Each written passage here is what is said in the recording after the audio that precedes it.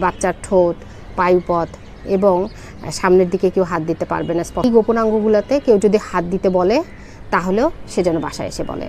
৮০-এর দশকে আমাদের একটাই চ্যানেল ছিল বিটিভি, সম্ভবত ৮০-এর দশকে সেটা বা ৯০-এর দশকের শুরুর দিকে একটা অ্যাডভার্টাইজ খুব তীব্রভাবে হতো। সেটা হচ্ছে ঘরের ভেতরে থু ফেলবেন না। ঘরের ভেতরে থু কিন্তু এখন আমরা আর ফেলি না। তখন গ্রামের বাড়িতে কাঁচা বাড়ি বেশি ছিল, পাকা বাড়ি কিন্তু গ্রাম বা শহরেও কিন্তু কাঁচা বাড়ি বেশি ছিল, পাকা বাড়ি খুব কম ছিল। এবং যাদের কাঁচা বাড়ি ছিল সম্ভবত তারা সবচেয়ে বেশি ঘরের ভেতরে থুটা ফেলতো। ঘরের ভেতরে থু ফেললে যে জীবাণু ছড়ায় সেই ব্যাপারটা মাথায় ঢুকাতে অনেক সময় লাগছে আমাদেরকে। এবং একটা সময় যে পরে কিন্তু আমরা পারছি। এখন কিন্তু আমি ম্যাক্সিমাম বাড়িতে, গ্রামের বাড়িতে গেলেও আমি দেখি না কেউ ঘরের ভিতরে আর থু ফেলে না, মনে হয় আমার চোখের নজরে সেভাবে আর পড়ে না। তো একটা সময় পর আমাদের দেশও ইনশাআল্লাহ এই মানে ধর্ষণ মুক্ত হবে, অবশ্যই হবে। এই ধর্ষণ মুক্ত আমাদের দেশটাকে করতে হলে আমাদের প্রত্যেককে সচেতন হতে হবে। আমরা যারা ছেলে বাচ্চার মা আছি, আমরা যারা মেয়ে বাচ্চার মা আছি, মাদের একটা বড় ভূমিকা আছে কিন্তু এতে। যেমন একটা বাচ্চাকে শেখাতে হবে ব্যাড টাচ গুড টাচ সম্পর্কে, তেমনইভাবে তাদেরকে এটাও জানাতে হবে যে গুড টাচ ব্যাড টাচটা কিন্তু আরেকজন যেমন করে সেরকম তুমি করতে পারো না, তুমি করবা না, এটা করা যায় না, ঠিক আছে? এই জিনিসগুলো আমাদের মায়েদের এই জিনিসগুলো আসলে তৈরি করতে হবে। হয় কি, আমরা মায়েরা আমাদের সন্তানদেরকে এমনভাবে দেখি মনে হয় ওরে বাবা ভাজা মাছটা সে উল্টায় খেতে পারে না।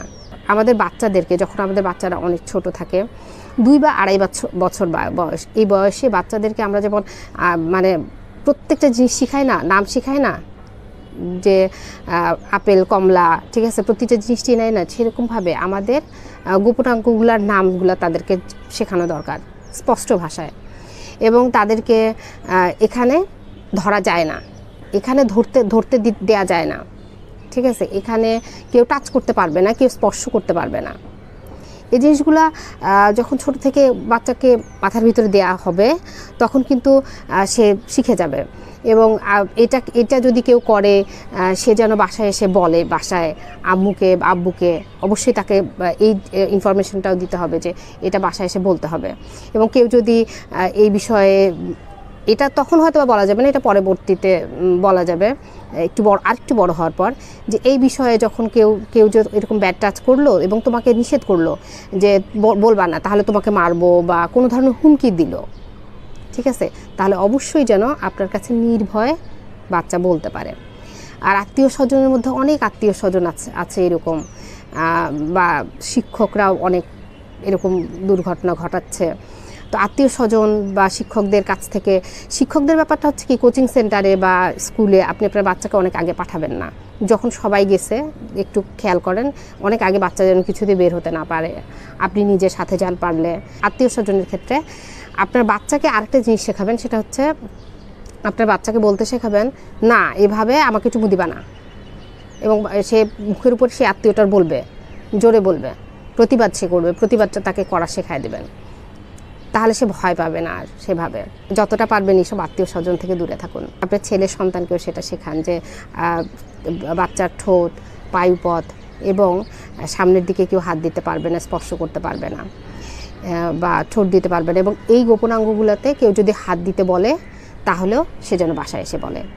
এই জিনিসগুলো স্পষ্টভাবে তাদেরকে বলুন, শেখান এবং তাদেরকে জানান। সেই থুথু না ফেলার মতো আমাদের দেশে একদিন এই ব্যাধিমুক্ত হবে ইনশাআল্লাহ।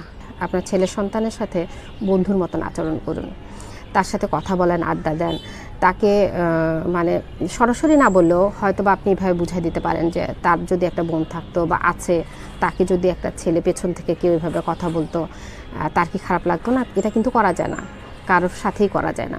এভাবে যখন আপনি খুলে কথা বলতে পারবেন তখন আমাদের ছেলে সন্তানরা আর এরকম মানুষ হবে না।